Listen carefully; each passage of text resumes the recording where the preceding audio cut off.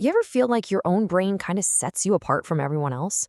Well, today we're diving into a really fascinating and maybe familiar paradox, the solitude that can come with a highly intellectual mind. So, let's just kick things off with a question that honestly feels a little backward. Can being smarter actually make you lonelier? It's a strange idea, right? We usually think of intelligence as this key to success and connection. But there's this surprising, often misunderstood link between having a really sharp mind and feeling this nagging sense of isolation.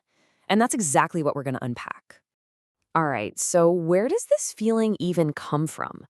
Well, the first piece of the puzzle is this idea that some people are just operating on a completely different wavelength. I mean, think about our everyday conversations. You've got the small talk, right? The weather, weekend plans, office gossip. It's fine.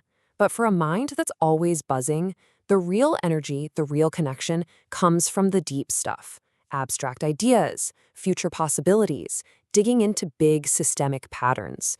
When you're craving that, a constant diet of small talk just feels empty. I love this analogy. It just nails the feeling, doesn't it? It's like you're this super powerful computer, ready to solve these huge, complex problems, but you're stuck just running a simple calculator app all day. It's not just boring. After a while, that disconnect can feel incredibly isolating. But it's not just about the kind of conversations you have. The feeling of being separate can go way, way deeper. Which brings us to our second point, what you could call the heavy burden of understanding. This is about the very way you see the world. This whole burden thing tends to build up in stages. It might start with just overthinking every little social interaction. But then it grows. It can become this almost painful awareness of all the flaws and inconsistencies, not just in someone's argument, but in our whole society. And that often leads to grappling with those massive existential questions about life and meaning, which, let's face it, is usually a pretty solo journey. And all of that constant, deep analysis, it creates a very real distance. It can feel like you're seeing the world in high definition, noticing all the details and the patterns, while it seems like everyone else is just watching in standard def. It's just a different level of intensity. Okay, this brings us to our third and maybe most crucial clue in this whole thing. It's all about what we actually need from other people. Let's call it the high bar for connection. Now, let's just look at the raw numbers for a second, because this is pretty wild. An IQ over 130, which is often used as a benchmark for what you might call gifted, is found in less than 2% of the population. Just statistically, the chances of running into someone who really operates on that same intellectual frequency, they're just really, really slim.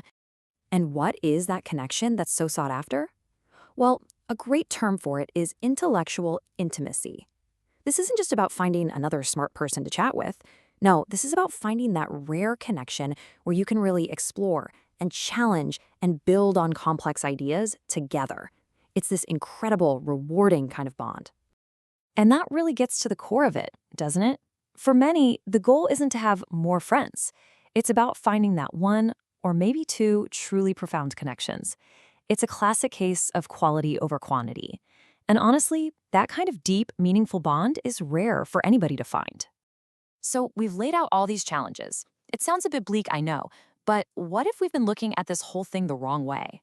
This brings us to a really important revelation, understanding the massive difference between solitude and loneliness. Let's get really clear on this. Loneliness is something that happens to you. It's imposed. It feels draining, empty. It's a painful lack of something. But solitude? That's completely different. Solitude is chosen. It's a time for recharging. It isn't an empty space. It's a space that's absolutely full of potential.